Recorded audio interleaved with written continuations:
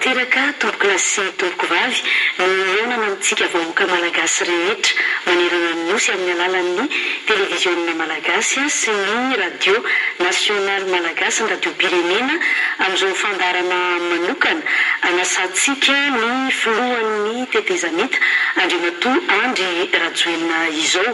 raha nandeha teny andalan'ny teny nandritran'izay fotoana maromaro zay dia isan'ny fanontanian'olona ny hoe ahoana io ny tiana rialy, ahoana ny fandehan-draharaha-pirenena, iza ny tokony asaina ao amin'ny fandaharana, iza ny tokony resaka mikasika an'izao toe-draharaha-pirenena izao dia navaliko ny olona matetika dia hoe ny filohan'ny tetezamita ihany ny afaka amaly hoe inona ny zavatra tena mitranga marina eto amin'ny firenena ka amin'ity androany ity rehefa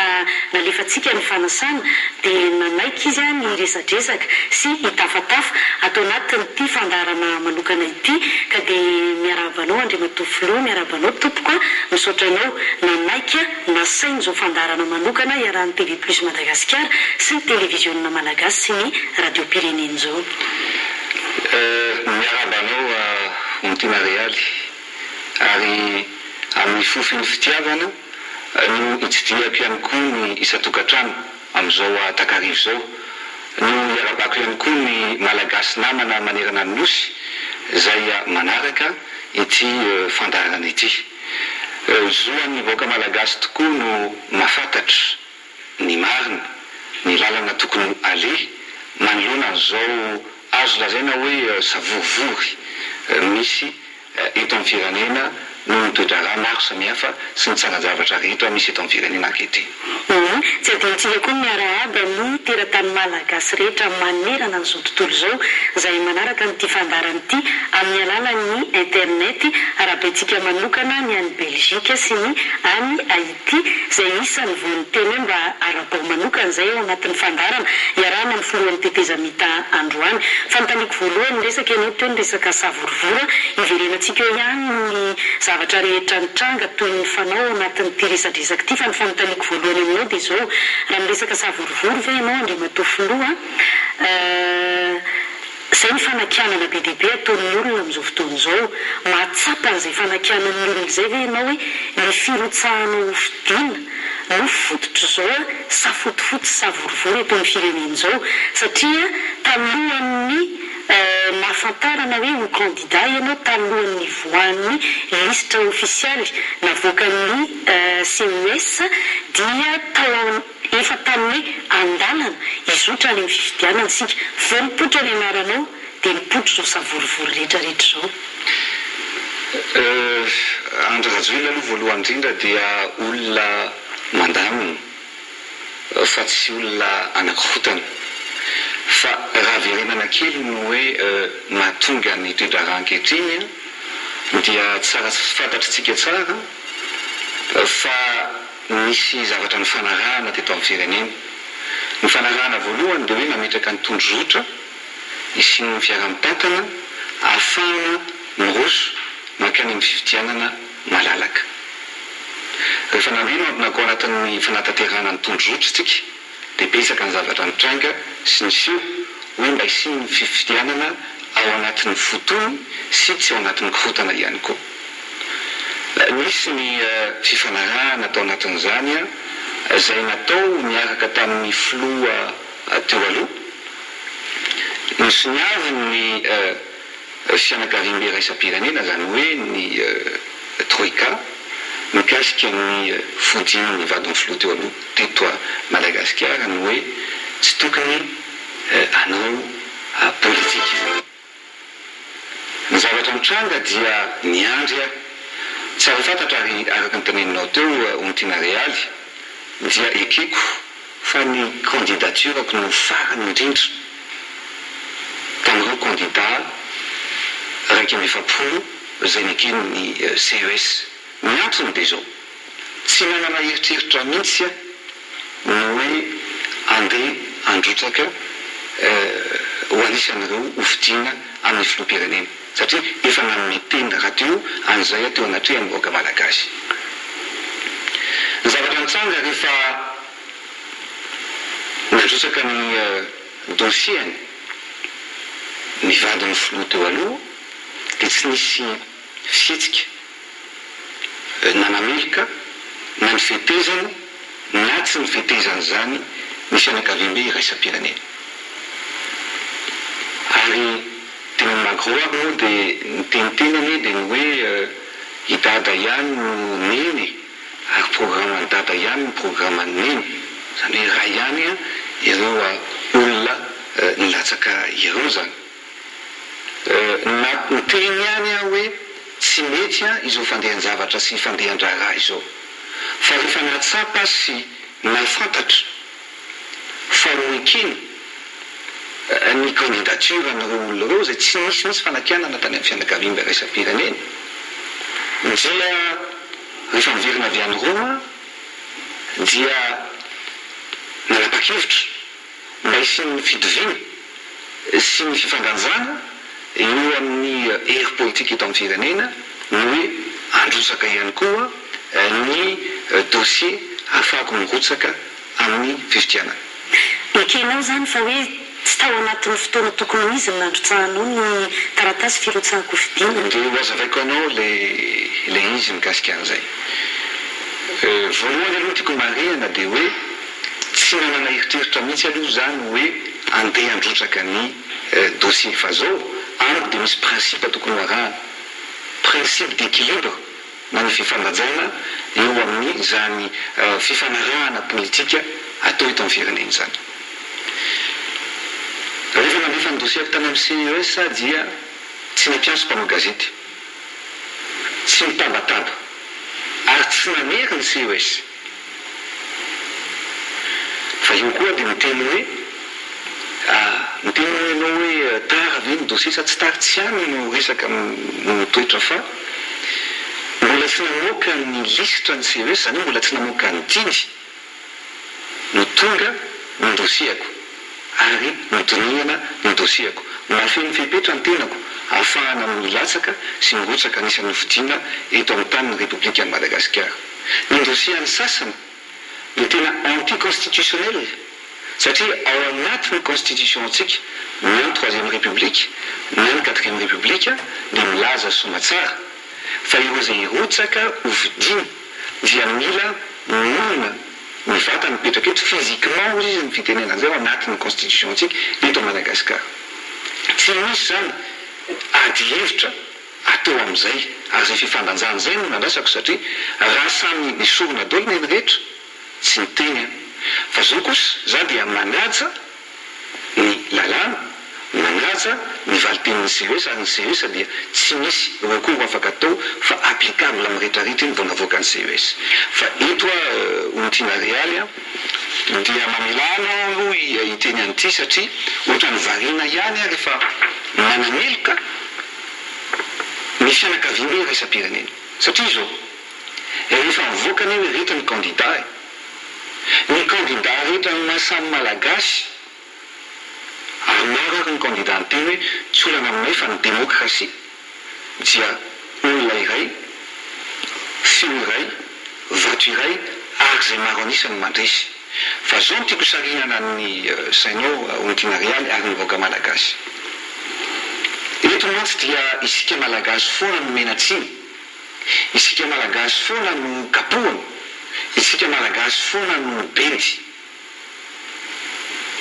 Fa atao koa fa tsika tsy manana ny fahefana koa hibendy ny fianakaviam-be iraisam-pirenena. Fa ny zavatra misy dia ianao fantatro fa mahafantatra tsara an'ity fa mba tiako hazavaina ny vahoaka malagasy hoe ny CES anie talohany namoahany CES dingy rehefa voateritery ny communauté internationale satria miantony dia zao ary fantatry ny CES tsara hoe inona ny fanapa-kevitra tokony ho raisiny, fantany tsara ny tokony ho raisiny ary zany iny hoe misy antony manokana ny raisan'ny CES ny fanapa-kevitra. Zao ny zavatra mitranga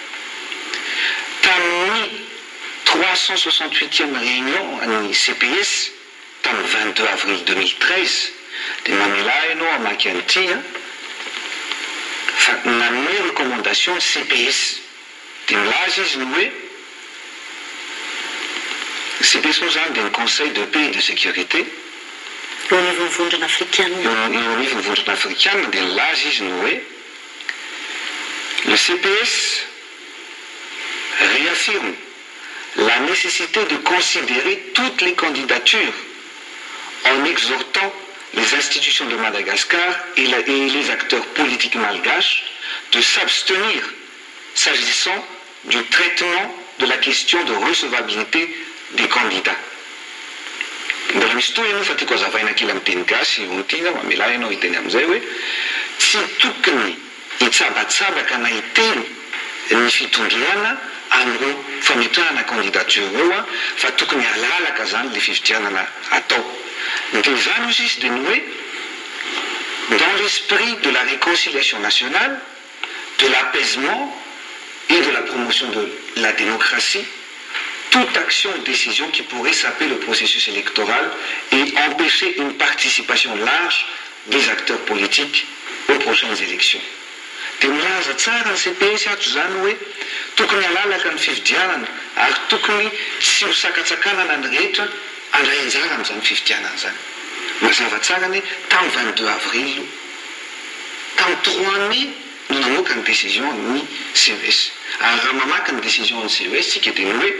mba hisiny ny fitoniana dia nekenay daholy reto candidature reto. Ny fanontaniako dia zao ianao tsinona ny teneny hoe fa fantatro ny fanapahan-kevitra mivoaka ny CES mikasika amin'ny taratasy firotsahako fidiana rehetra, indrindra moa zany ny Ramatoa Laura Valomanana ny tiany resahana. Ona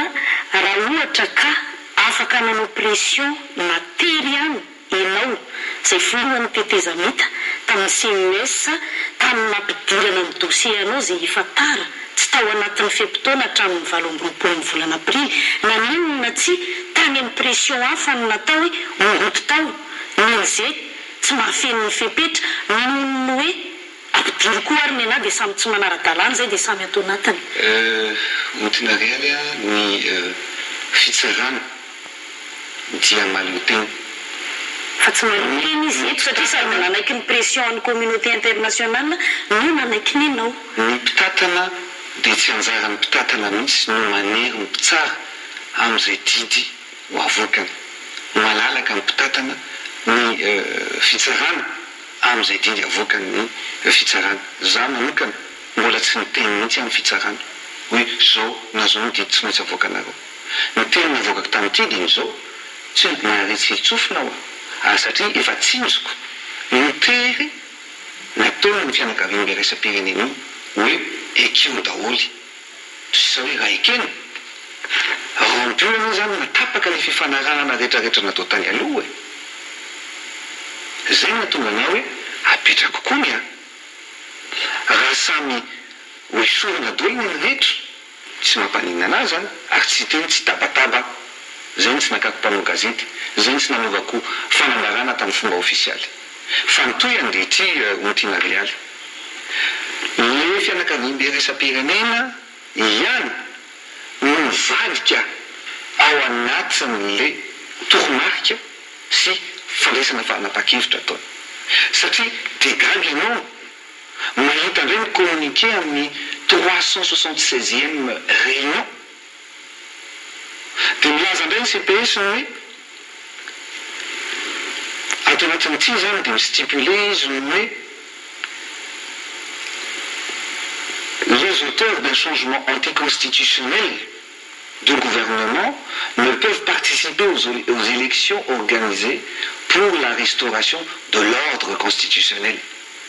Dia miteny zany ry zareo hoe aza atao malalaka indray aloha le fifidianana fa ireo le 109 le voalaza voasazy anisan'izany no tenanay ny sasin'ny Union européenne Union africaine hoe tsisy afaka milatsaka daholo indray zany nareo rehetrarehetra ary mbola nampino hoe nalany azy ianareo dia tsy ho eken'ny Union africaine sy ny SADC ny fahalanina reo. Dia manontany teny ianao hoe inona ihany ary zany dia davin'le communauté internationale nanaovana ny feuille de route dia ny hoe isiny atongavana ny amin'ny fifidianana isiny ny fifidianana malalaka fa tiany ianao tena tsindriko voavoakany ny liste ny candidature ny fikisany malagasy any dia mifanaraky ny candidat zanga moa rehefa mivoaka ny CES dia nanaiky atsy miteny tsony tsy za mihitsy nandeha ny kritika ny candidature ny Ramatozatsy na Andriamatoa roa tsisy ny fampiteny ny malagasy fa ny hoe nitakiny ny candidat sasany fotsiny dia hoe jereviny anamboarana ny CES inona ny amafisana ny CES ka tiako miaviana dia zao areto aho dia mampitandrina mihitsy amin'ny vahoaka malagasy satria tsy tiako ho latsaka ao anatin'ny velam-pendrika ny fianakaviam-be iraisam-pirenena amin'ny alalan'ny fampizarazarana amin'ny alalan'ny fampetiana ny vahoaka malagasy satria zao zavatra mitrano zao dia tajo tafiditra ao anatin'ny lositsika satria ny fianakaviam-be iraisam-pirenena indray zany no mametraka olana amin'le consensus efa nidedavina hatramin'izay zay hitan'ny malagasy ankehitriny hita ao anatin'io candidature daholy ny tendance rehetra ny candidature rehetra ny anarana rehetra zay reo omben'ombeno nandritra ny fataona teto amin'ity firenena malagasy ity ka ny tena maranako anazy no tiana dia zao hoe misy indray ny sasany zany no sarotiny alohan'ny tompony. Ianao miresaka ny hoe hita daholo ny ankolafikely rehetra ny tendance rehetra ianao moa androany zany no manana ataontsika hoe fotoana anazavana amin'ny vahoaka malagasy satria tsy haiko raha zay ny fanontaniako tamin'ny voalohany teo hoe fantatrao ve ary tsapanao ve fa miantefany aminao daholo ny rihatra amin'izao fotoana izao satria ny akamaroan'ny olom-pirenena rehefa mijery ny fizotry ny raharaha-pirenena dia enao ny fototry ny olana amin'izao fotoana izao ary nisan'ny tena nenjehan'ny olona anao dia le hoe Andriamatoa Andry Rajoelina tsy mitana ny teniny lehilahy tsy mitana ny teniny mihitsy satria raha nilaza ianao fa tsy nirotsaka hofidiana dia lasa nandrotsaka lasa mirotsaka ianao candidat ianao amin'izao fotoana izao ny olana dia ianao raha miresaka hoe misy tendance rehetra ao anatiny ao nanahirana ny olona dia ianao tsy Andriamatoa Ravalomanana no nanao ny fanekena fa tsy nirotsaka dia rehefa nirotsaka Ramatoa Lalao Ravalomanana dia ambaranao hoe Ramatoa Lalao Ravalomanana mitovy amin'ny hoe Andriamatoa Ravalomanana ihany nefa ny nanao fanekena tsy latsaka dia Andriamatoa Ravalomanana fa tsy Ramatoa Lalao Ravalomanana ka ny fomba fijerin'ny olona raha nirotsaka ihany ianao ka maninona raha ekenao koa nirotsahany Andriamatoa Ravalomanana mety mifandanja ny hery amin'izay fotoana izay na raha nandefa ny Ramatoa vadiny izy dia Ramatoa vadinao koa ny tokony nalefanao ohatra eo amin'ilay fifandanjana mihitsy zany amin'ny zavatra ny fanekena. Ny tiako ambara aloha amin'ny resaka politika dia ny resaka politika dia tsy statika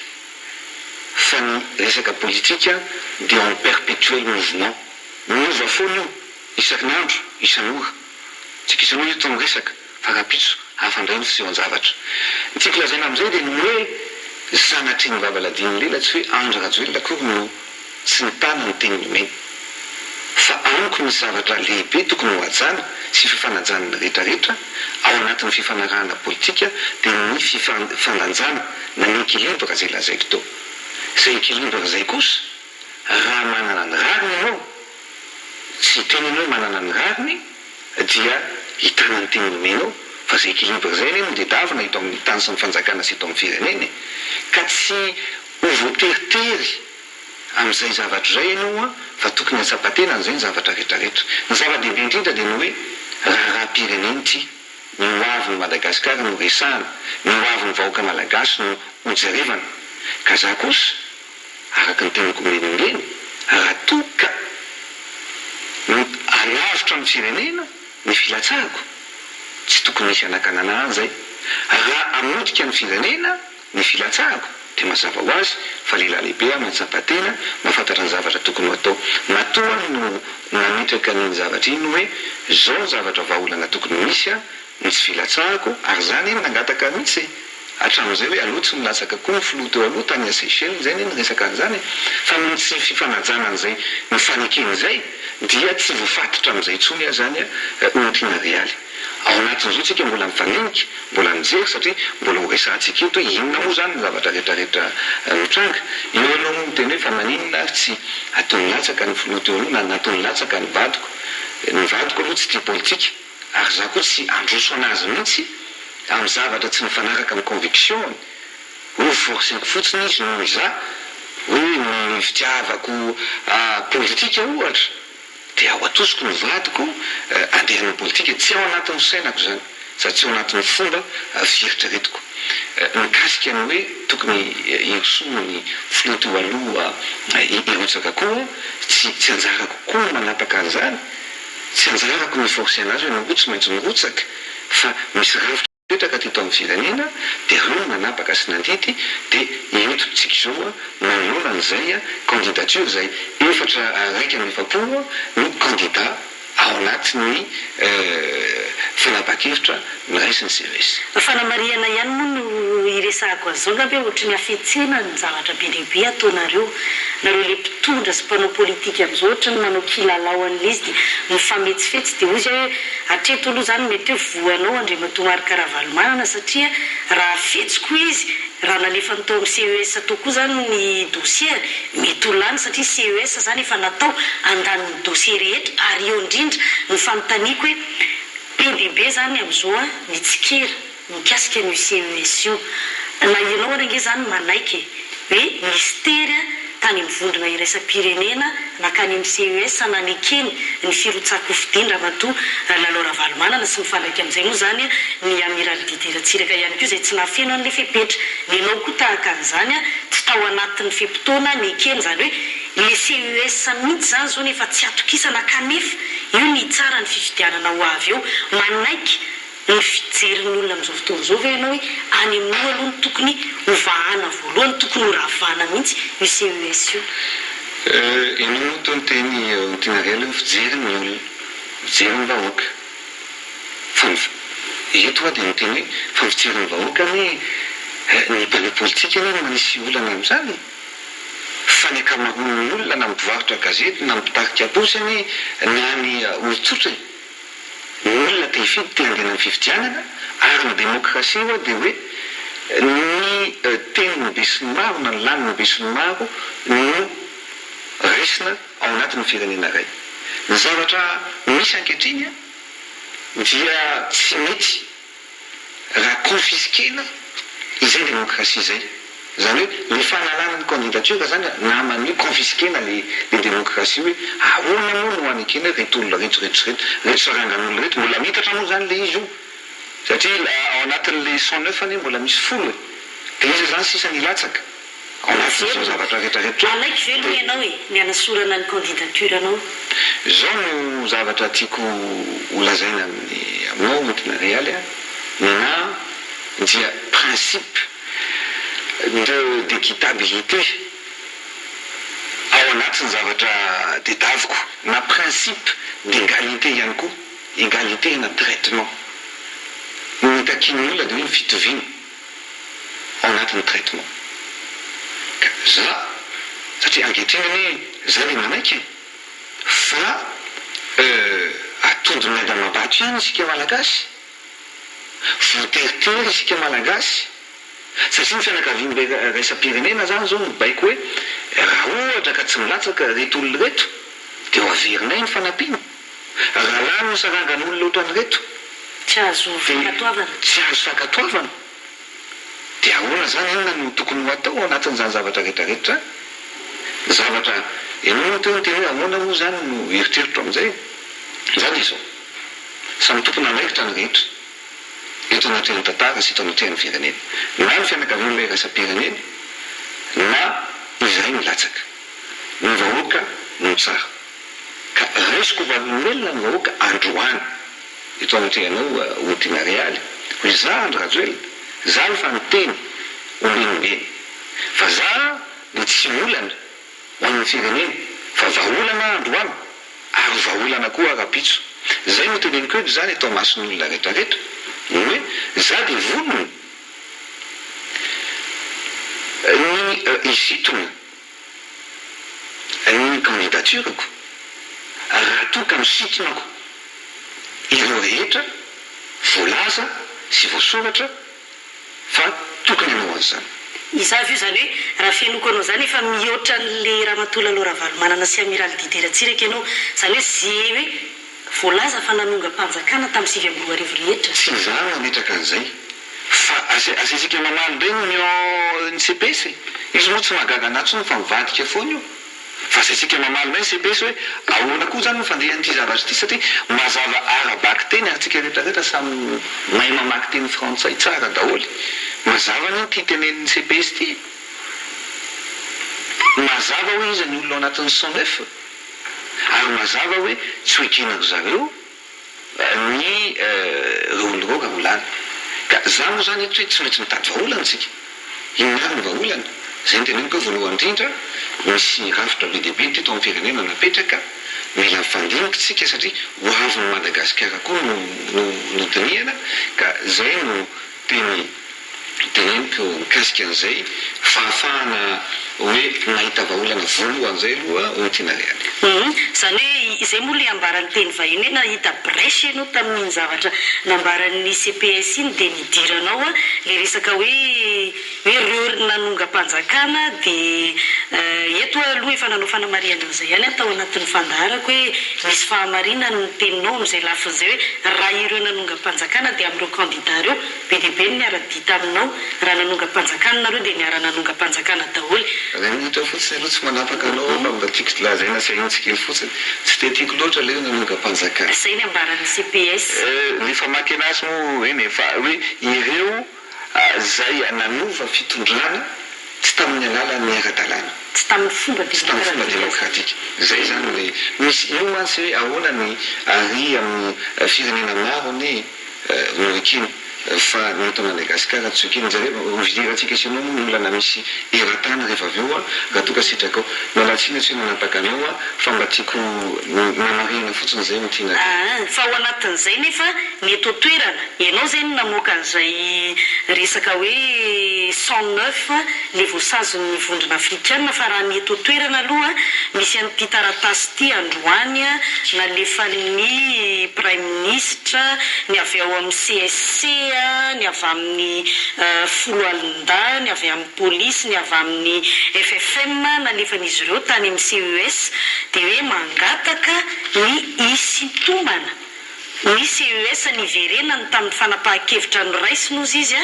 tamin'ny namoahana tamin'ny 3 Mai ny lisitry ny candidat rehetra ary mangataka ny inona moa zany ny anesorana ny anaranareo telo le takiny ny vondrona iraisam-pirenena zany hoe hatreto aloha mbola mitodika any aminareo telo foana ihany mieritreretiny rehetra ho vahaolana nareo telo ary ty sarotra amin'ny manala anareo zao zany tsika hiampy be dehibe za moa dia miteny foana no zavatra ataon'ny fianakaviana iraisam-pirenena io ana olana ve ny fisotomana ny fanalana nyreo candidat ireo sa vomaika ampitomy olana atao amin'ny firenena za eto ohatrany misarika an'saintsika kely hoe inona ny mety hoe ampitomy olana izy inona ny mety ilazana hoe ampitomy olana ny fialanareo voalohany indrindra dia ny fianakaviana iraisam-pirenena ny teny foana hatramin'izay ny hoe fifidianana ekeniny rehetra ny fanalana an'ireo telo zay hafa ve ekeniny rehetra ve ny fifidianana tena fifidianana malalaka ve zany fanontaniana no apetrako malalaka ve ny fifidianana raha ho tonga amin'izay tsika ilamina ve ny firenena raha tonga amin'izay tsika za tsy amin'ny valiny ny tinarely fa fanontaniana fotsiny no apetrako aminao sy amin'ny vahoaka malagasy ray manontolo zay zany ny zavatra voalohany ny faharoa dia manamafy any nyiko dia tsy nina no lazainy amin'ny fitondrana tetezanitra ary za dia niteny anito tamin'ona tamin'ny tompona ndraikitra no tany amin'ny firenena anankiray tany amin'ny secrétaire général ny Nations Unies ihany koa ny zavatra natavinay malagasy dia ny fanomezan-tanana ny fanampiana amin'ny fikarakarana ny fifidianana sy ny famahana ny olana fa izay dia tsy mila fitaovam-piadiana amahana ny olana any amin'ny firenenay eto dia misitona ny sainao kely fotsiny mitina Real zareo efa ny zavatra mitranga tany Mali ohatra. Misy transition eto Mali napetraka ny président ny Assemblée nationale fa avy eo tonga dia mitafiany olona dia nitsoka évacuena niratra mafy tany ivelany. Nitady premier ministre hafa nahita premier ministre fa afaka volana vitsivitsy dia tsy maintsy nametra-pialana. Inona ny zavatra mitranga tao Mali? Raikitra ny ety an-trano hitanao nga manontany amin'ny avaratry ny Mali dia misy any Touareg nipotehana ny fiangonana ny fampiady an-trano ary efa niakatra taty amin'ny capitale mihitsy rony reo. Inona ny efa rano? Tsy maintsy tonga mihitsy nitafika frantsay.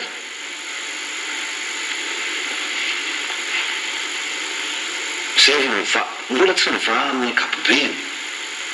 fa nisy ady fifamonoana fifanenjehana tao Mali. Misy ihany koa tetezamita tany Côte d'Ivoire. Eto dia misarika misy candidat ny fianakaviana iraisam-pirenena tao. Alefa ny tetezamita tonga ny Nations Unies ohatra ny ataontsika izao. Tonga ny Nations Unies nametraka zao tsy maintsy atao, tino tsy maintsy arahana, tsy maintsy atao manara-penitra araka izay tokony izy ny fifidianana 300 millions d'euros ny vola lany nanaovana ny fifidianana tao Côte d'Ivoire. Zany hoe avodiny folo iny mihoatra ny vola laniny ataontsika. Fa inona no valiny zay? 3000 anisan'ny mort olona maty ny fifandonana. Zany hoe asa 100,000 zany euro isaky ny maty. Zany hoe raha hoe vola ivitanana kadavra kosa sarotsarotra ihany kosa no andraisana an'izany zavatra zany zavatra zany. Mitiako isarina ary ny amaranako anazy mitina dia izao. Tsy ekeko ny ampizarazarana ny malagasy. Tsy ekeko ny siny ny adatrano eto Madagasikara. Fa raha nako amin'ny teniko mikasika an'izay fierté ho an'ny mpitondro, ho an'ny tenako, ho an'ny mpitandro amin'ny filaminana hoe nandritra n'izay fotoana ny tatazana ny tetezamity izay nandritra ny efa-taona mahery dia tsy tafiditra tao amin'ny adatranotsika. Ankehitriny manoloana an'izao fitsambana be loatra misy eto amin'ny firenena izao dia manà sy nikatsikatso politika ny rehetra dia manà ny hoe ho tafiditra amin'izany tsika vazaha dia tsy aniky ary anoho ny ezaka rehetra amin'izay afaka toko mba tsy hatongavana Madagasikara amin'izany toejavatra toy izany. Ka ianao io maka ohatra ny Côte d'Ivoire, eto tianao fanamariana kely atsika izay nandefa fanontaniana, misy fanontaniantsika miverimberina be tsy ho anontaniako androany intsony fa raha ohatra ka hoe te anontany an'izay tsika hoe inona ny valiten'ny filohan'ny tetezamita mikasika amin'ny fanontaniana sasany napetrakintsika dia afaka miverintsika tamin'ny fandaharana ny rahana taminy hitantsika amin'ny YouTube zany tamin'ny 13 mars 2020 dia ny anankiray tamin'ny 9 febroary 2020 mba tsy iverenako any amina fanontaniana efa mipetraka fa ianao miresaka ny Côte d'Ivoire io. Zay tianao raisina amin'ilay Côte d'Ivoire ny raisinao fa misy zavatra anankiray koa hitovizantsika amin'ny Côte d'Ivoire dia ny fihitaran'ilay tetezamita zay fiteniko moa teo aloha hoe tetezamita dia nanantena fa tsy resaka an'izay intsony satria ho avy ny fifidianana kanjo ity mihoatra ny mbola manahirana be mieritreritra hoe ho avy ve ilay fifidianana. Manoloana an'izao zavatra mitrango izao ny zavatra tonga dia hitan'ny olom-pirenena dia hoe mbola te hanohy an'ity tetezamita ity indray Andriamatoa Andry Rajoelina filohan'ny tetezamita. Zany hoe enao mihitsy Andriamatoa filoha mieritreretin'ny olona fa tena manao an'izao savorivory miverina an'ilay mifanontaniako tany amin'ny voalohany mba hitohizan'ny tetezamita zay efa taona mahery ary atsoatsy ianao afaka volana vitsivitsy dia efa ataontsika hoe ankalaza ny fahadimy taonanao teo amin'ny fitondrana nefa miverina foantsika amin'ilay hoe tsy tao anatina fifidianana amin'ny nahatongavanareo teo. Naresaka an'izay foana tsika isanao mitina Realy ary aloha ngamba ny fantatrao fa raha narahana ihany ny teniko ary indrindra fa tsy misy ny faneriterana be loatra dia efa ila ny tetezamita no vita zay nefa ny tafapetraka io hatramin'izao ny zavatra tiako lazaina aminao dia izao ianao no miteny hoe nypirenena rehetra tsy za tsy mino amin'ny fitantanana ny firenena anankiray a dia misy foana ny hoe mpanohatra na tsy mitovy hevitra amin'ny mpitondra anankiray rahaka ohatra mihitsika ohatra ny any États-Unis fa ny filoham-pirenena amerikanina ne tsy nivoaka amerikanina reny manontolo no dia azy 500 isan-jato na 250 faravabetsany no dia azy fa ny azy misy fifidianana afatarana an'izay zany hoe vonona hiatrika ny fifidianany fa ntsika lazaina hoe raha ohatra efatra amin'ny ela ny taky ny fifidianana za milazanao eto dia zavatra anankiroa ngamba ny tiako lazaina aminao ilazana an'izay hoe teteza mety zay tamin'ny farany taona alohan'ny farany taona 2014 dia fantatro tsara jereo fa ianao mpijery an'le archive reny za dia miteny mihitsy hoe tokony asiana fifidianana na dia iray aza farafaratsiny amin'ny farany taona 2014 fa rehefa mivory ny senita sy ny expert na Nations Unies zay tena tsy nahafaly anahy nisy fivoriana tena farak'izay enjana mihitsy ozy izy ny fitenena tato amotsikoatra dia nanapaka izy hoe tsy possible zany fa amin'ny fahavalon'ny volana Mai no ataony fifidianana rehefa nanakaikaiky ny daty ny fahavalon'ny volana Mai dia nanapakevitra indray ny senita sy ny fianakavian'le raisam-pirenena fa amin'ny 24 juillet indray no ataony fifidianana dia zany ve dia masamilaza ianao sy ny pirenena vitsivitsy sy atao hiteny hoe Andry Rajoelina no tompony andraikitra amin'izany matoa ohatra na emotra ny fifidianana nataky fifidianana na tsy nanao na emotra ny fifidianana tsy zany nanemotra ny fifidianana fa mitindray mitoraka tilo noho ianareo mba tsy tenenana hoe norery any Andriamatofiloha dia noho ianareo telo aloha zany zao no mahatonga ny fifidianana tsy fantatra na ho tanteraka na tsy ary ty misy an'ity taratasy ity mbola nalefan'ireo olona ireo ihany indray koa le niteneniko ny FFM sy ny CSC sy ny Foloalinda tany amin'ny senita mangataka n'le hoe ray volana hoe ahemotra mangataka aloha ny anemorana iray volana ny fifidianana tonga dia anontaniako ianao inona ny tianareo atongavana ny antony dia zao raha miteny hoe inona ny tianareo atongavana ohatra misy zavatra hafahafa Andriamatofiloha nitranga tamin'ity zavatra ity ianao aloha eo hidirantsika rehefa avy eo miteny foana ny vondrona iraisam-pirenena etsakilany nisy an'le zavatra nitranga teny Korondrano tamin'ny alarobia le misy an'iny sora-baventy izay anaovako fanamariana kely ngamba ny mialatsiny etya tenatenany ity hoe za isan'ny nanentsika ny Ramatoa Fatima Samora fa na izany ara misy zavatra miopefy tsy tokony ataontsika vahoaka malagasy fa na biazana tsy na ny hainao manjery miteny karazany manompa olona oatra reny ngambany a tsy dia mety ary atao amin'ny sora-baventy a zavatra somary tsy dia mety any ary idirantsika rehefa avy eo fa miteny hoe nisy aniny dia nisy an'ity ianao ihany koa tao amin'ny Carlton rehefa natson'ireo le ankolafy anankitelo ireo a dia niresaka an'izay le resaka ray volan'izay zany hoe fahitako azy a efa misy resaka ifampiresahanareo ary sarotra ny iny tsy atao mbadiky ty zavatra natao tao amin'ny Carlton ity ianao rehefa zohina daholo le resaka rehetrarehetra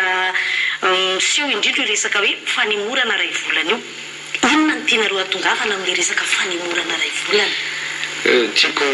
fanarina aminao aloha hoe mety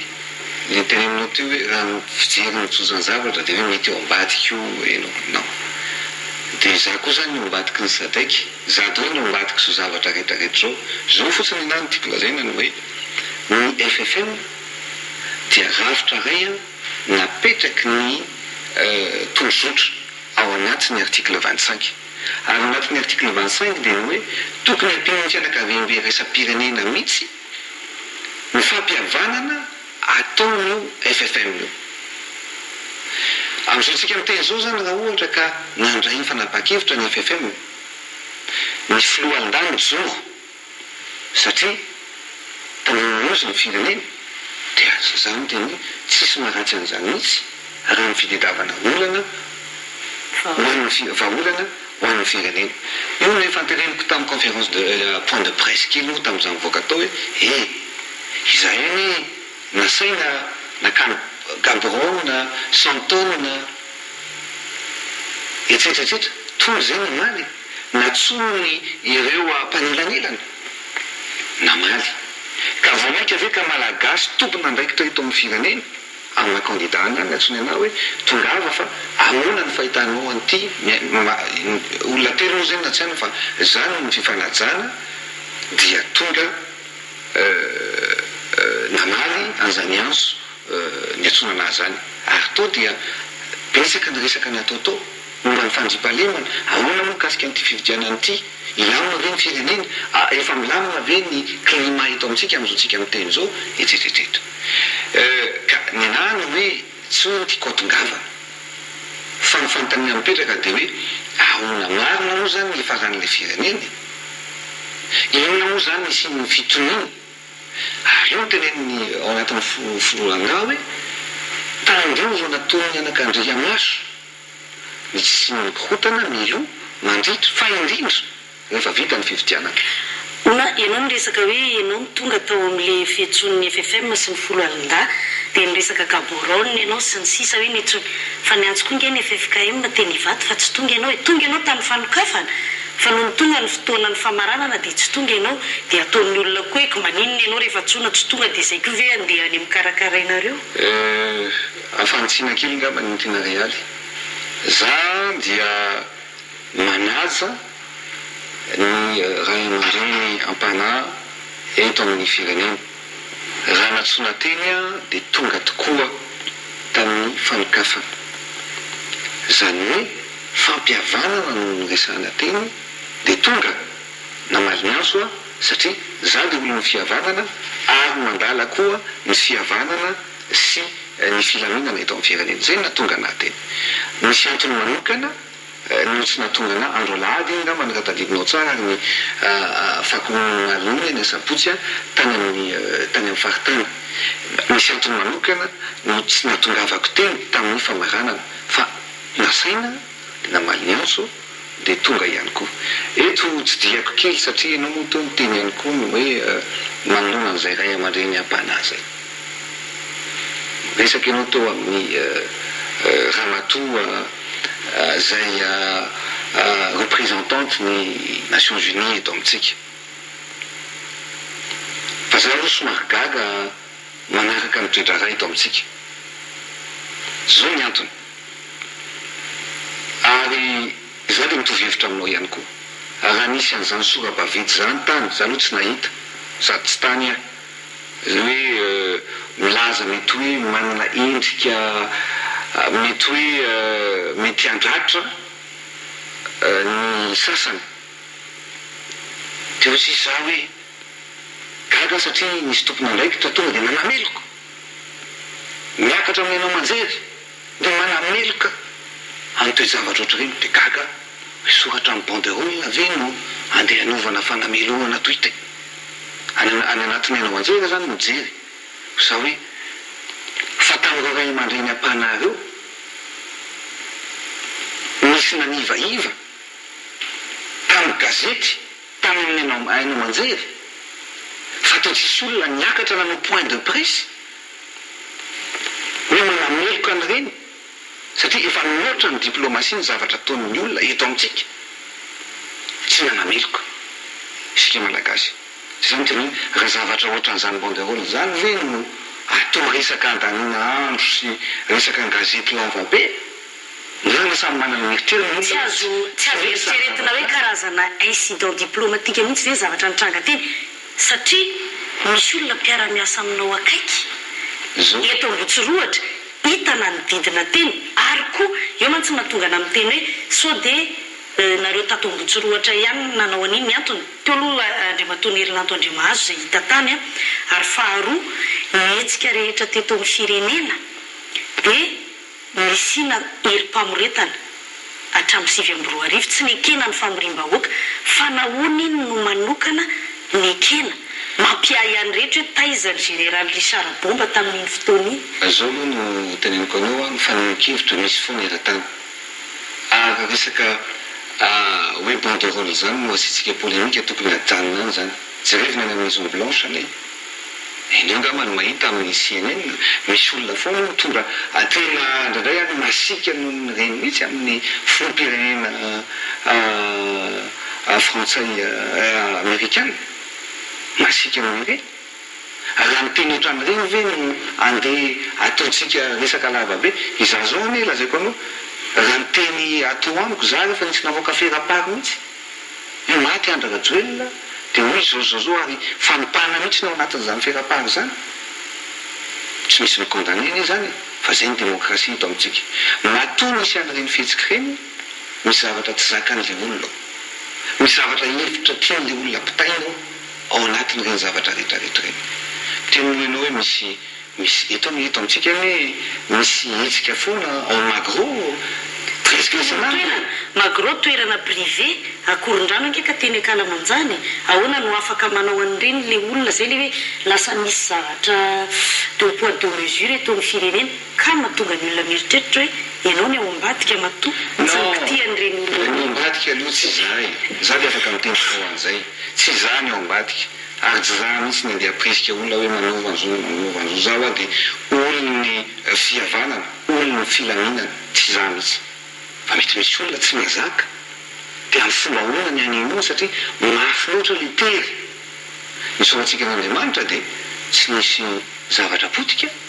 ohatra nipetsaka hoe fihetsikehtsehana teto misy ny mandoko tômôbilina misy ny mamaky pare-brise etsetsetretra fa nisoratsika n'Andriamanitra tamin'ny etsika rahiny zany dia milamina le fihetsikehtsehana zay niseo sy nitranga tao anatin'iny fa io ngamba ny hoajantsika eo ny tena satria zao tsy izany no anaovantsika polémika ary eto moa zao dia hoe mitady occasion foana ny rehetra hifamelezana tsy zany ntsony ny vahaolana eto amin'ny firenena aleo tsy ifampiandrikindrotoana ifamely fa aleo ny firaisan-kina no nijerevana hoe ataontsika ahoana ty firenena ity ataontsika ahoana ty fividianana ity ka eo indrindra ny vondrona resam-pirenena moa zany manao menasy izy mampitahotra dia tsy haintsony moa fa androany indray ohatry nisy fiovankevitra indray amin'ny vondrona européanina dia tsy fantatra ntsony hoe ramatoa Atala Beatrice ve no mandray atendro ny resaka ny fampiresahana tany sa ny vondrona européanina no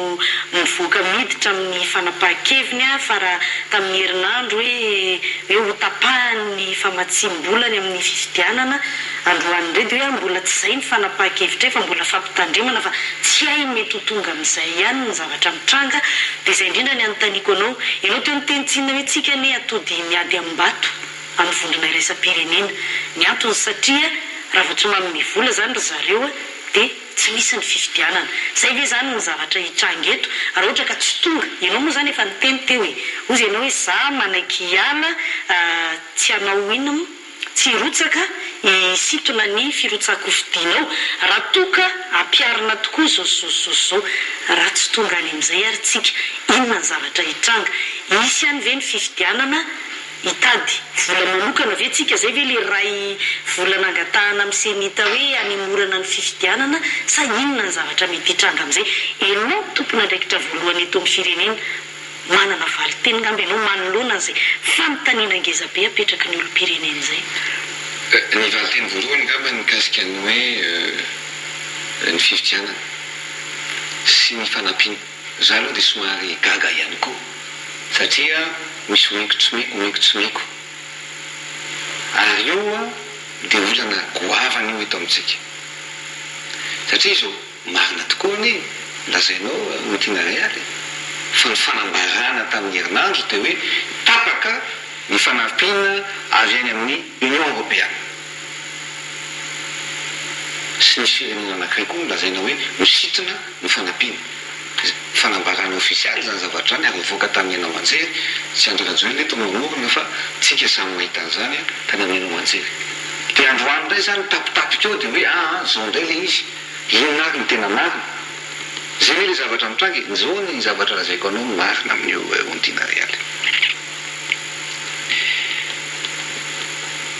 ianao efa matetika plazan'ity ny hoe izay candidat toana ny fianakaviam-be raisam-pirenena na miaro ny tombotsoany ianao no tena zany fa tsy tsara no mahazoana na olany filohan'ny firenena malagasy. Eto manamarina an'izay analizinao zay androany.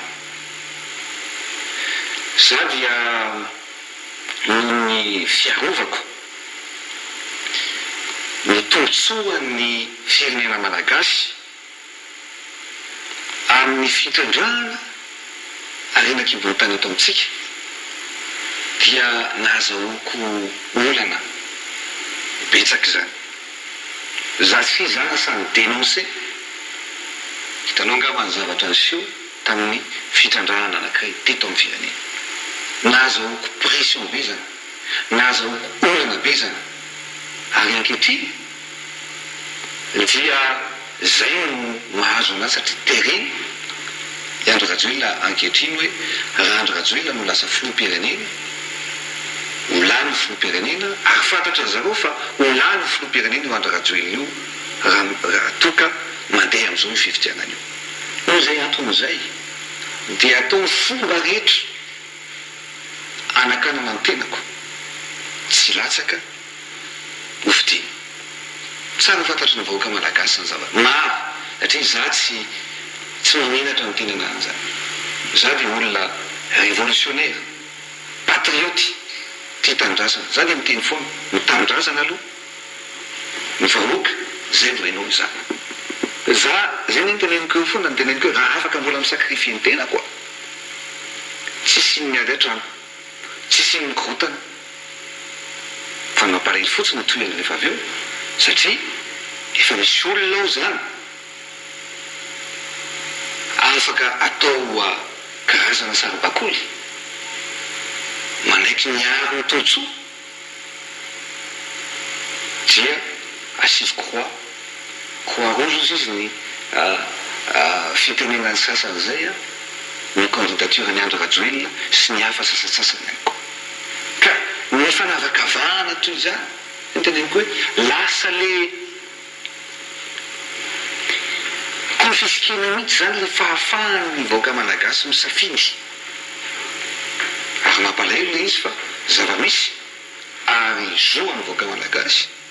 no mahafantatra an'izany toedraha misy eto amin'ny firenena zany. Firenena maro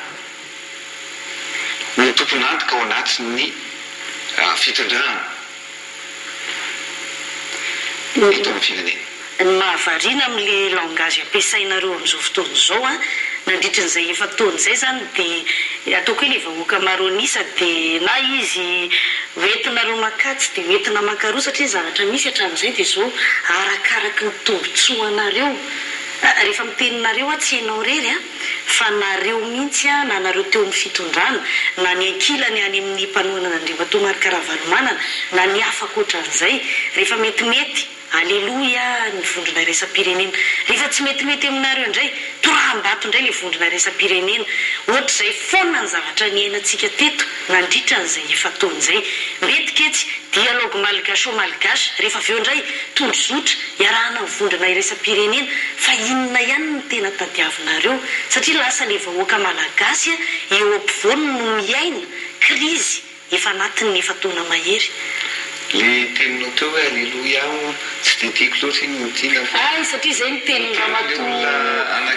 Fatoma Samora zay isan'ny nanenjehanareo azy. Za tsy manenjika azy, za mila nenjehako azy na mihevitra fotsiny na mila arovako, na mihevitra marovako. Za tsy manao aleloia araka ny teneninao zay ny aleloia ataoko dia Jesosy Kristy tompianina ataoko aleloia fa za tsy manao aleloia olombelona. Tiako iaviana dia zao tiana mikasika ny tenenina atao. Misy zavatra mahasari-piaroa. Zavatra mahasari-piaroa dia ny fiandrianam-pirenena. Misy zavatra afaka leferina fa misy zavatra kosa tsy afaka leferina. Ka raha manohatohana ny tsika moa mampirentsika ny fianakaviana iraisam-pirenena dia ny feuille de route. Ary zany anatanteraka an'iny dia manaiky an'iny fankehitriny aloha zava fa tsy tsika no mivadibadika, tsy tsika malagasy fa tsika malagasy no tena hoe no toe no lalovina ao anatiny zao zavatra rehetrarehetra zao ary manaky lalovina ka inona moa ny afaka ataony vahoaka malagasy tsy manana fitaovam-pidinana fa ny olana zay izahantsika ho tsy tonga amin'izay dia io zavatra io mety hitarika fahavoazana lehibe satria ohatr'izao ny zavatra mitranga tany amin'ny firenena maro no tsy fahafantarana ny tena hetaheta-pony le vahoaka ny izy hoe fa vonany roso ny fividianana tsika ny candidat reo ny akamarona akoatran'izay manao akajikajy any ambadimbadika any mampirisika any ambadimbadika any hoe zao ndray atao satria misy mpanolotsaina koa ny reo fianakaviam-be raisam-pirenena reo akoatran'ireny fa mifanaiky eo ambony latabatra zany hoe fampiatsara velantsika any na tsy fantatro mifanaiky daholo ary tsisy mifanakina ny candidat za dia nahita mihitsy tamin'ny gazety olona betsaka candidat betsaka miteny hoe tsy problème maneny ny candidature misy telomena damiana koa alefaso zay vonona iroso ny fividianana fa iza nyfanontaniana mipetrako ankehitriny fa iza kay no mametraka olana amin'le candidature ny mpanao gazety malagasy ve ny vahoaka malagasy hoe milahatra hoe tsy kenay ny candidature ny zato na ny aroa tsisy an'izany ane fa iza no manakatsakana an'izany ankehitriny fanontaniana fotsiny mapetrako ny tiana realy dia inona zany ny zavatra hitranga miverina amin'izay foana satria izay no manahira-tsaina ny olona raha ny tokony ho izy mantsy androany aloha efa misy raha tsy diso anankitelo ny efa nametra-pialana androany ny mpitantana ny firenena Andriamatoa Pierrot Rajaonarivelo izay isan'ny ao anatin'ny gouvernementa Ramatoa Brigitte ina moa le ampela manao politika dia Aira Samuel dia Faharo Ratsimbalso izay chef de région efa nametra-pialana ireo miandro ny olona hovinany ianao satria hatreto izany hoe amin'ny faha-efatra amby roapolo ny volana jolay ny daty ny fifidianana hatramin'ny ty androany resahantsika ty eo moa somary misy fifandosoana kely satria misy mieritreritra hoe roa volana melola izy dia hoe efatra amby roapolo may androany kanefa ilay izy enimpolo andro dia izany hoe amin'ny alahady fa enina amby roapolo ny volana may raha afaka pitso ametra-pialana ve ianao Andriamatoa Filo tsy angamba ny zavatra tokony ametrahantsika ny olona eto amin'ny firenena tsy tokony any amin'ny fametrahako filana na tsy ny fametrahako filana no ny olana fa tokony atao zany maninona tsy atao ny olana ny tiana reany dia izao hoe afaka miroso ao anatin'ny fividianana ampilaminana ve isika zay ny fanontaniana namaly ny FFM za moa nahazo an'ity taratasy ty nandefasa ladolo ny tompony andraikitra rehetra eto anatin'ny ty mamela anay ianao mamaky kely an'ilay izy le FFM le CSC et les responsables de force de l'ordre sont convaincus que seules les élections organisées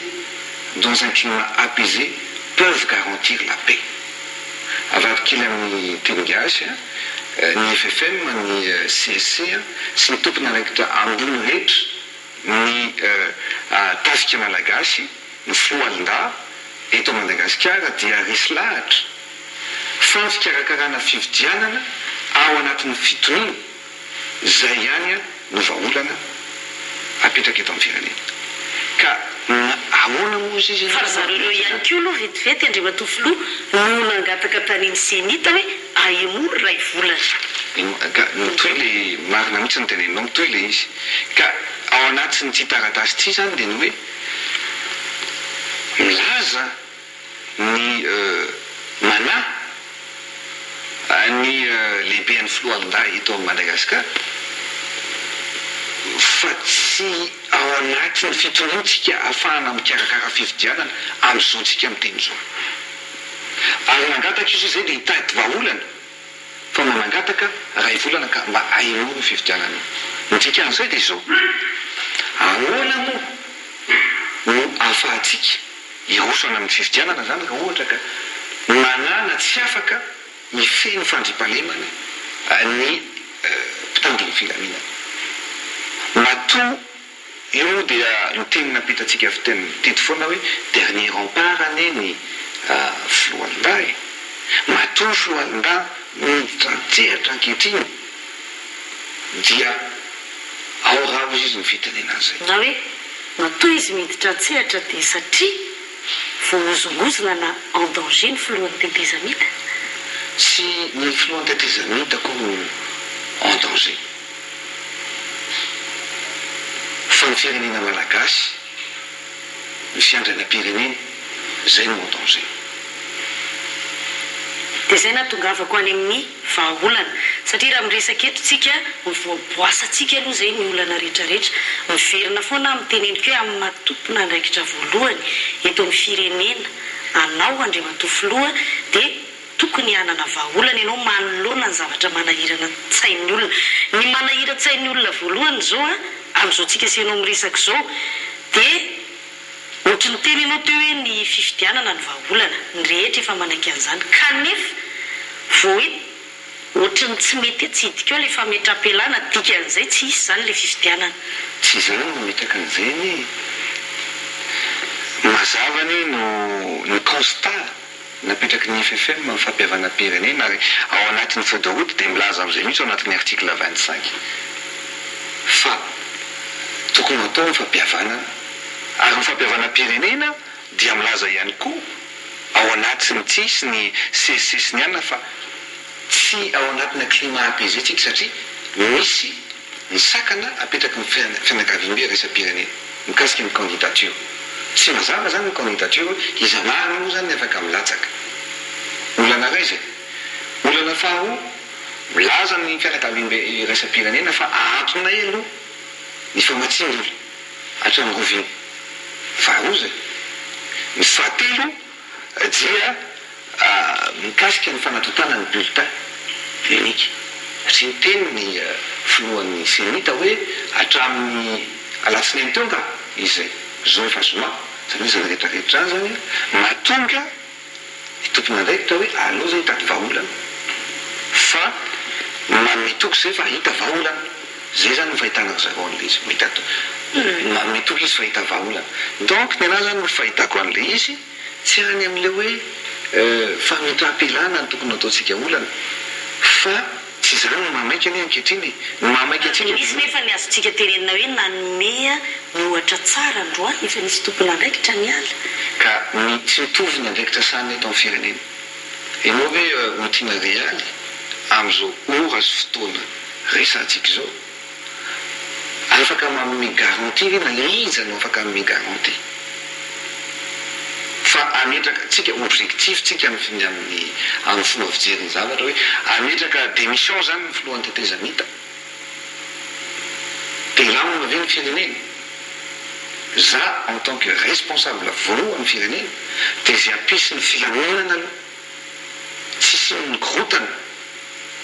zay no adidiko voalohany eto amin'ny tany sy ny fanjakana zay teneniko anao teo hoe ninona ho any esorina tamintsika esorina ny fahamatsiam-bola nesorina ny afankatoavana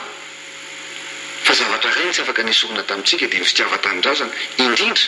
mba ilamina ny firenena ny zavatra nyteneniko averiko teo farany dia hoe ny aki goavana indrindra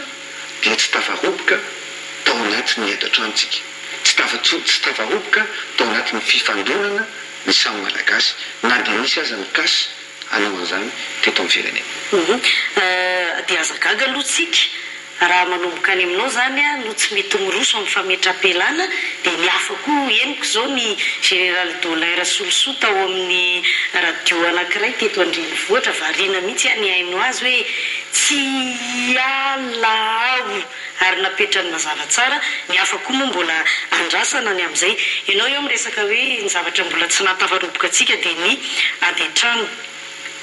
dia niresaka ihany koa ianao teo hoe mahatsapa ny folo alindany FFM fa mbola tsy feno ny fepetra indrindraindrindra hoe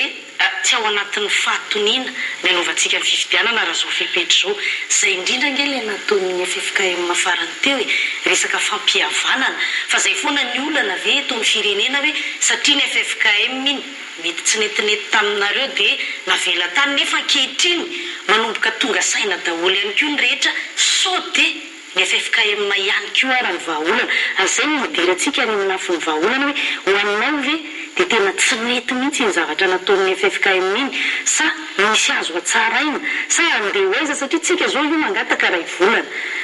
fa tapitra zay ny ray volana asio ray volana indray ary dia asio telo volana dia eto amin'ilay teteza mitatra foana tsika. Za aloha tsy tsara ny nataon'ny FFKM no hoe mety sa tsy mety. Ny foto-kevitra naroso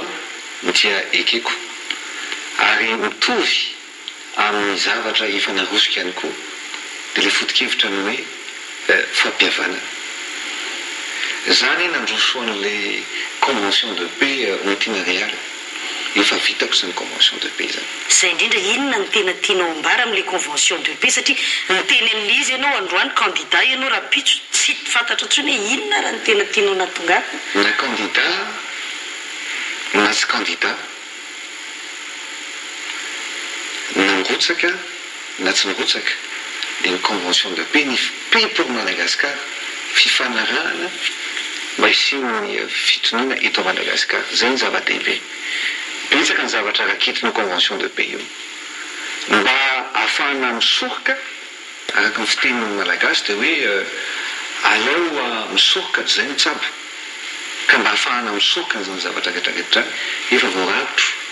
io convention de paix io. Maro ny zavatra voarakitro ao anatin'ny convention de paix io ary ho atolotro amin'ny tompon'andraikitra rehetra io convention de paix io. Raha tsy miditra amin'izany convention de paix zany tsika fifanarahana rehetra ho ataontsika hoe ty firenena ity. Zay no vahaolana hitako fa ampilamina amin'ny firenena. Raha tsy diso tany Maputo efa nanao zavatra mitovitovy amin'izay ianao, inona moa ilay fifanarahana voalohany natao mihitsy mba hoe ahafahana mitazona ny teny nomena kanefa n'izay ilay iverenako foana ianao isan'ny tsy nahatana ny teny nomena foana tao anatin'izay efa taon'izay. Zay tena zao tsika hiditra hoe convention de paix indray tany Maputo efa nisy an'ilay fifanarahana mikasika an'izay. Hitanao multinariale araka ny teneniko anao tao hoe mitoetra ara-politika dia miova foana isan'andro. Tsy azo lazaina hoe ny contexte no manova ny fanapahan-kevitra fa ny teny nomena mipetraka foana fa ny zavatra mitranga no manova ny zavatra miseho. Araka ny tenenina teo hoe tanao misy ny tena c'est toujours le terrain qui commande le combat. Ny zavatra miseho iny akanja iny foana no mamaritra ny tetika rehetrarehetra mba ahafahana miatrika ny zavatra rehetrarehetra zay tokony ho atrehina. Tsy valatarako ny resaka convention de paix lazaiko taminao to fa efa fantatry ny olona rehetra zany ary tamin'ny zanakany Tanzanie dia efa niresaka tamin'ny filoha tanzaniana tamin'izany ary tena ny félicité anahy mihitsy izy amin'izany eritreritra tokony ametrahana an'izany convention de paix zany. Hevitra amin'ilay vahaolana ny teneniko teo inona zany zao ny vahaolana izotra makaiza indray ary ty firenena ity satria atreto zany aloha raha ny fahafantarako azy tsy hisy ny fifidianana matoa tsy nametra-pialana ny filohan'ny teteza mita ary tsy mieritreritra ny ametraka an'izany hatramin'ny alahady ho avy zao. Zany hoe inona ny zavatra hitranga manomboka eto indray efa niteneniko ianao to efa niteny an'ilay vahaolana narosonao tany amin'ny voalohany manaiky ianao ny sintona raha ohatra ka misintona daholo ny olona rehetra voakasika. Miandry alohantsika anaiky an'izay ve ny olona rehetrarehetra mandra-pahatonga an'izay inona ny mety ho plan B ihany koa manoloana n'ilay raharaham-pirenena. Nisy fotoana nametrahako ny fanontaniana teo tsy nivalianao hoe ny CES zao angatahan'ny olona ny andravana azy manaiky an'izay ve ianao satria efa tsy manana fahatokisana amin'ny intsony ny olona mety ho vahaolana voalohany ohatra ve zay. Ny CES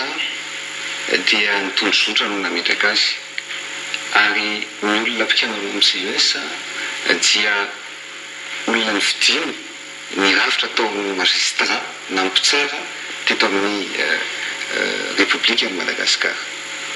Efa niteneniko moa izy hoe tsy tsika malagasy eny nanero mila CES zay fa ny fianakaviana iraisam-pirenena atao anatin'ny feuille de route asivy CES fa tsy mila ny haute cour constitutionnelle. Za ny mahita hoe vaolana ve apetraka eo no fantaniana vaolana ve ny fandravana ny CES zany indray fantaniana no apetrako nisy ny teny hoe mba hisin'ny fifampitokisana dia amafisina ny mpikambana ao anatin'ny CES amin'ny fomba hoana le hoe asiana assesseur moa zany no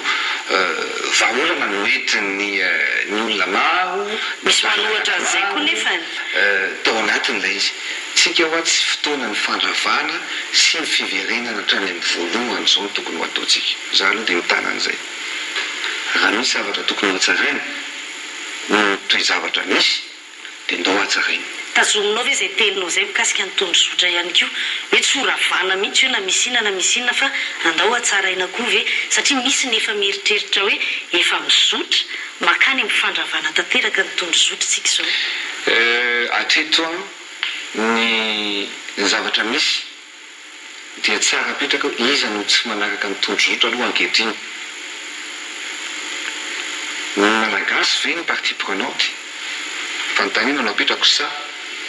ny fianakaviam-be resam-pirenena raha mamaky an'le communiqué an'ny CPST aloha dia ny fanohatra lavitra satria ohatra hoe mikasika ny tenako manokana ny tenako manokana ny ontina réaly dia efa nanaiky ny tondrozotra hoe André Rajoelina ny président de transition chef d'état manao ny asan'ny filoham-pirenena ary any amin'ny article 14 dia milaza hoe raha te hirotsaka vidiana ny filohan'ny tetezamita dia mametraka fametram-pialana 90 andro alohan'ny fifidianana zany hoe le tondrozotra ihany zany nefa nanaiky hatramin'ny voalohany tamin'ny volana septambra hoe afaka milatsaka ny filohan'ny tetezamita ankehitriny tamin'ity 16 mai 2013 dia tsy afaka milatsaka ndray ny filohan'ny tetezamita ary eo ny anany zavatra misy tsy najainao koa ny tao anatin'ny tondrozotra le article 20 dia lasa tonga tany amin'le tsy mirotsaka na sy zany tsy nanaja amin'ny article 20 sy fandresendraratra no natao hoe ahoana nanaovana n'ity article 20 ity dia fatatsika ny vanona zany ankehitriny fa ny tiako lazaina hoe zay koa tsy niterena hoe tsy mahazo milatsaka ianao zay ny zavatra fampiresahana no nataoko niaraka tamin'ny fianakaviana zao no mevitro zao vaolana hitako tsy milatsaka dia tonga nanao fanambarana ofisialy teto amintsika tsy niterena fa raha niterena kosa hoe ianao dia tsy mahazo milatsaka zavatra hafa ary tsy nanaiky mihitsy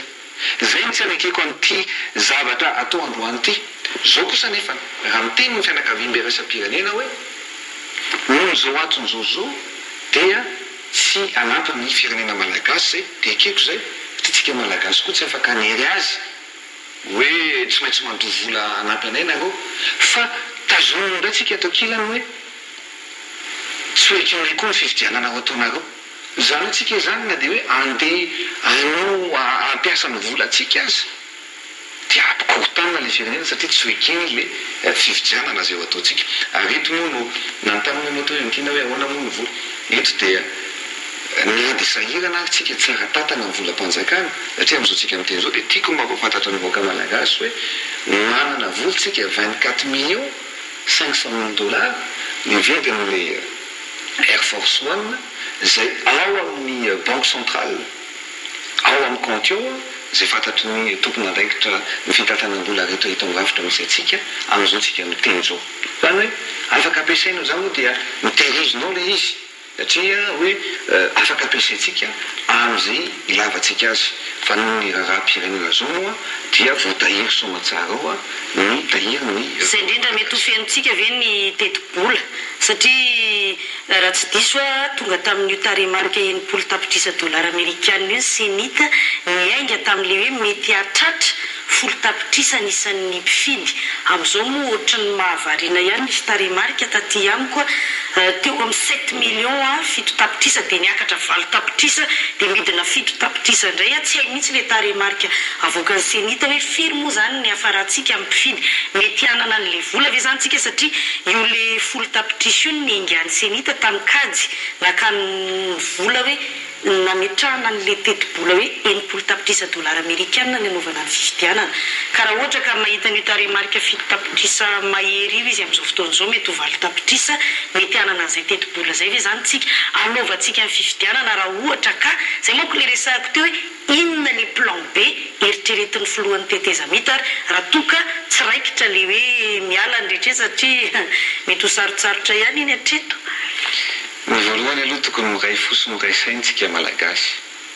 tsy tokony anao kajikajy za le nilaza foana hatramin'izay hoe raha mbola ny fitiavana efana be loatra mibahana amin'ny tsirairay avy ny fitiavan-tena dia vao mainka hikorosofahana ny firenena zany hoe ny tiako lazaina ao anatin'io dia mila samy mifanaiky fa raha be calcul dia vao mainka tsika ho sahirana. Mikasika amin'le resaka vola lazainao teo a misy ny vola efa lazaiko anao ny tao tiana tahiritsika marina hoe tsy ampy enimpolo tapitrisa dolary zay efa betsaka ny nalefa ny fanjakana malagasy ny participation zay tokony nataontsika dia efa mandeha araky ny tokony misy foana zany zavatra rehetrarehetra mila fampidiniana mila miaraka jerevana fa tsy misy olana tsy voavaha zany eto amin'ny firenena. Dia zay ka ianao miteny tsisy olana tsy voavaha fa mandra-pahoviana miverina amin'le fanontaniako sady amaranantsika ny resaka androany hoe inona ny vahaolana rosonao zao mba tsy hitana ny ty tetezamita ity intsony ka amaranantsika ny tetezamita ary irosoantsika amin'ny fifidianana zao amin'izao ora sy fotoana zao satria zay mahamaika ny vahoaka malagasy aleo ny fidin'izay. Ny voalohany indrindra aloha dia tsy maintsy ataontsika ny ezaka rehetra irosoana amin'ny fifidianana sy hoe fifidianana ho teritereina tsy miroso atao koa nefany fa araky ny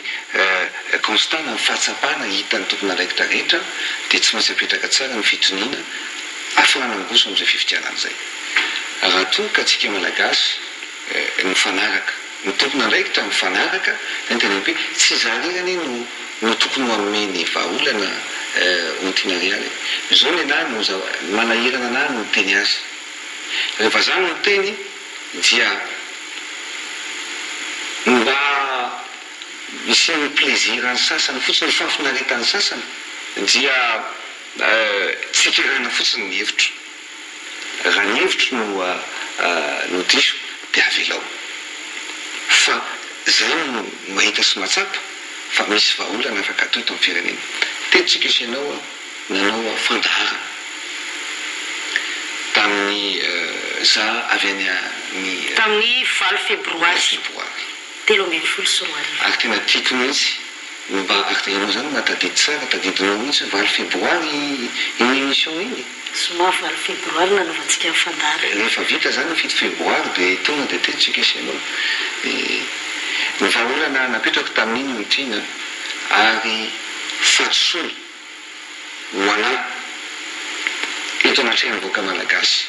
raha toka tsy averiko ny vahaolana zay narosoko. Raha fitinana kely izy teo dia ny hoe rehefa nahimitry ny senita sy ny Nations Unies daty mpifidianana amina demokratia dia nanaiky tsy miteny.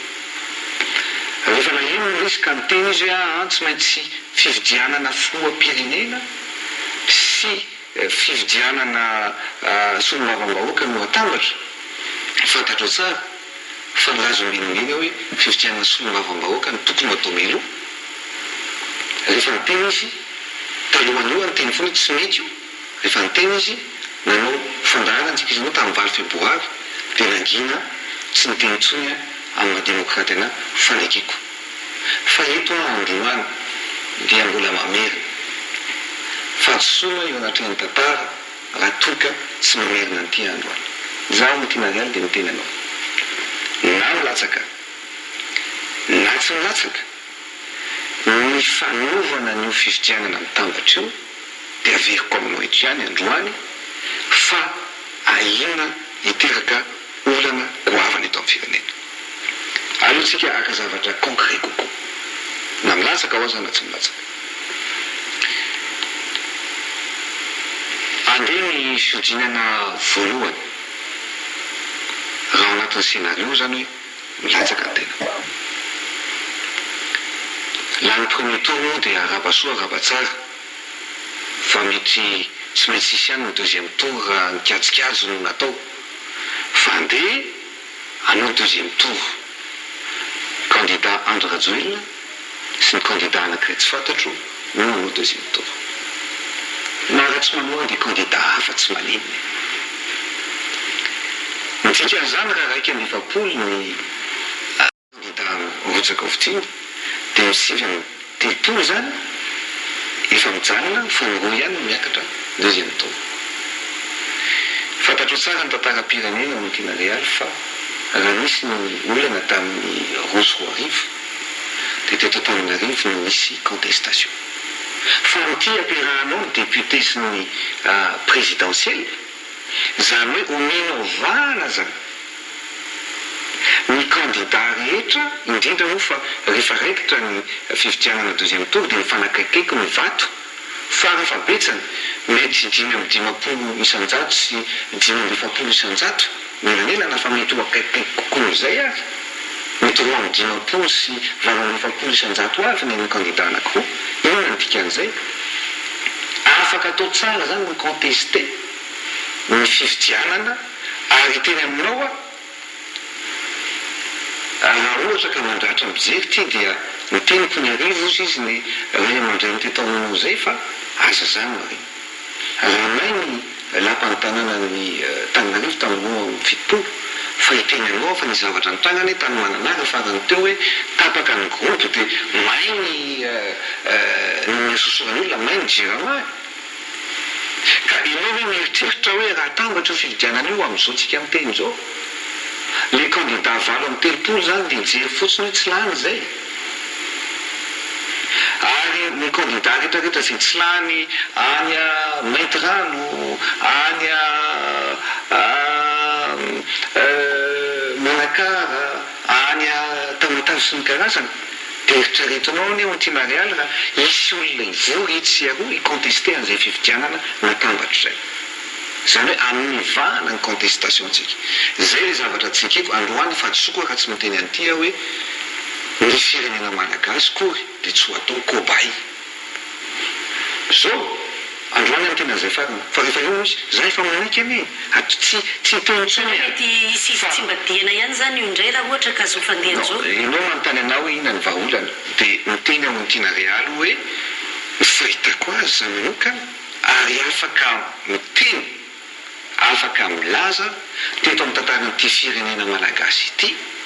fa mbola tsisy mihitsy hoe mitarika fikorontanana ny fifidianana solombavam-bahoaka natao teto Madagasikara élection de proximité. Ary efaka fantatra ny olona ao tanàna hoe ianao tsy lany fa zany lany taiza misy problème ao tato ndaotsika hiaraka anisan'ny vatsy tato. Fa na tianareo na tsy tianao indrindrindrindra hoe na tianao Andriamatofiloha na tsy tianao vo iroso amin'izay législative zay tsika ny olona dia miteny an'le hoe io ary fa mitombo indray ny fotoana hijanonana Andriamatoa Andry Rajoelina eo amin'ny fitondrana izy raha toa efa tsy mety mangetra-pialana. Vahaolana ny niko anao vahaolana ny andrasan'ny vahoaka malagasy dia vahaolana no resantsika ito amin'ity plateau ty za dia vono ianao ma tsy miteny foana hoe zany tsy za mihitsy ny te hijanona tsy misesy za no miteny an'izay fa olona no miteny an'izay tsy tisesy ty Mokina Real za tsy olona tia fahefana za no miteny anao an'izany tsy za mitanekitra hito amin'ny seizy matoa efa niteny ary mifelicité ny olona rehetrarehetra anao hoe tsy latsaka tsy rotsaka hovidina ny firenena aloha ny vahoaka malagasy zay vo iza za amin'ny 3e plan. Ianao teny hoe fa ny vahaolana ataoko raha ohatra ka retenu zay zavatra zay inona ozy izy ianao ny vahaolana zao mantsy hoe miala inona ny olana misy hoe triumvirat efa miala daholo ny olona amin'le fahefana sososo za dia mino fa raha manaiky an'izay ny olon-drehetra na rapitso ary tonga dia mivana olona natao Madagasikara miva ary tsisy korotana eto ny vahaolana amin'izay dia zao mety hitenitsika hoe tazony ary ny datin'ny 4 ny volana Jolay fa législative ny tonga dia atovy amin'io atsoko fa tsy rehefa zany teny dia tsy mety foana ilay izy fa ianao tena inona ny vahaolana dia arosoko ny vahaolana ataovy ny fifidianana législative mifanaikitsika rehetra raha tsy manaiky ny communauté internationale itsika ny financer ny élection sosikevitra mako amin'izay fotoana izay vita ny fifidianana législative mitsangana ny parlement tavoafidym-bahoaka mitsangana ny premier ministre miala avao amin'ny majorité manangana ny gouvernement za misengagé aminao fa miala Andry Rajoelina miala daholo ny rafitra tetezamita rehetrarehetra tao amin'ny firenena vita ny tetezamita marava ho azy ny CT marava ho azy ny CST marava ny gouvernement miala ny tetezamita miagoamy tonga dia verina satria misy olofidy amin'izay eto Madagasikara inona ny ataoko ny mpanao politika amin'izany inona ny anakana antsika tsy hanao an'izany inona ny anakana antsika ho an'ny firenena ho an'ny tombotsoam-pirenena tsy hanaiky an'izany torohevitra zany sa hoe Andry Rajoelina amin'ny tena anazy dia ratsy atsoko ny tiana eo anaty an-tantara raha ohatra ka tsy nandroso an'izay fanondroana eto tao amintsika zay moa ny isan'ny vahaolana narosonao satria zay ny nandrasako androany mihitsy hoe inona aloha ny zavatra hoentintsika mety olana ao anatin'izay ihany koa efa nisy mpahay lalàna ny resaka an'izay zavatra zay hoe izy amin'izay fotoan'izay ny inome an'le prime ministre fidin'ny antenery izy fa ny anendry azy rehefa avy eo raha ny voalazany lalam-panorenana dia ny filohan'ny repoblika fa tsy ny filohan'ny tetezamita ny filohan'ny repoblika voafidy tsy ho apetratsika olana angamba an'izany ny tiana satria efa safidy avy any amin'ny vahoaka io mean'ny prime ministre dia mametra-pelana afaka angamba n'ilay teneninao hoe te hijanona amin'ny tetezamita lavabe 24 juillet amin'izay vita ny tetezamita fa zao ny teneniko zany teneniko hoe mila fahadiova-po mila fahadiova-tsaina tsy misy calcul ho ataony rehetra vahoaka miandro fifidianana zay nandrosoko amin'izay zavatra zay rehefa tsy manaiky ny communauté internationale rehefa mifanaiky iny tsika malagasy hoe ndao ary zay no atao dia vita fa za moa efa mahita sady fa misy sady mitsipaka any an-trano ao zay fa misy izay tsy manaiky an'izany fa sosikevitra amin'ny vahoaka no mare an'izay mpanao politika fantatro fa misy no be kajikajy hoe any hoe tsy milatsaka any Rajoelina fa mba manana chance ho filoham-pirenena ka zay ny fitiavan-tena tsy mety zay misy mantsy fanontaniako farany tena farany amin'izay satria tapitra ny fotoanantsika manahoana ny fifandraisanao zay amba tsy maintsy atsidiko kely amin'ireo mpiaradia aminao zay nirotsaka ho candidat amin'izao fotoana izao satria averiko eto tadidiko tany anaty fiaramanidina sika ny tafaresaka dia nilaza ianao tamin'izay be dia be n'olona mitady maillot akeo ny tiana ary ohatran'ny matetika misy paingotra lefanao any amin'ireo mpiara-miasa aminao tsy haiko moa zany na teo aloha mbola mpiara-miasa nareo amin'izao fa tsy haiko raha mbola mpiaradia manahoana ny fifandraisanao ary koa amin'Andriamatoa Edgar Razafin-Drava satria ianao nirotsaka ohatran'ny tao surprise ho an'ny olona rehetra raha fahafantarako azy na ho azy koa ara surprise ilay izy tsy tezitra aminao daholo ve ny olon-drehetra amin'izao na ny olona niara-dia taminao azy le teninao farany angambany aloha no amaliko azy za dia olona mifampiresaka foana mikasika ny candidature ny Edgar Razafin-Drava ozy ianao tao alohan'ny ametrahako ny candidaturako za dia olona tsy tiako ilay hoe amin'ny télé ny olona no mahita fa mifampiresaka taminy ary niresaka taminy zao ny toetra raha zao zavatra misy fantatrao ny principako ka za dia ametraka dossier androany zay aloha zany voalohany ametraka dossier maromaro ny resaka natao tao fa tsy ho veteto mikasika ny hoe mpiaradia aloha zava tsara za tsy mba manary namana fa namana no manary no tombotsoa na no fitiavana fahefana Andry Rajoelina tsy manary namana zany ary fantatro tsara zany nyty za io mianity amiko dia ambony ny zavatra rehetra ambony ny fahefana ambony ny vola ny fidélité sy ny loyauté indrindrindrindra zay ny zavatra principe ijoroko ary zay nanao principe ary tamin'ny antoko dia hoe tsy fahefana na vola na seza fa fitiavan-tanindrazana zany no napetraka tao anatin'ny antoko izay nivoroniko. ia tapitra ihany koa ny fotoanatsika.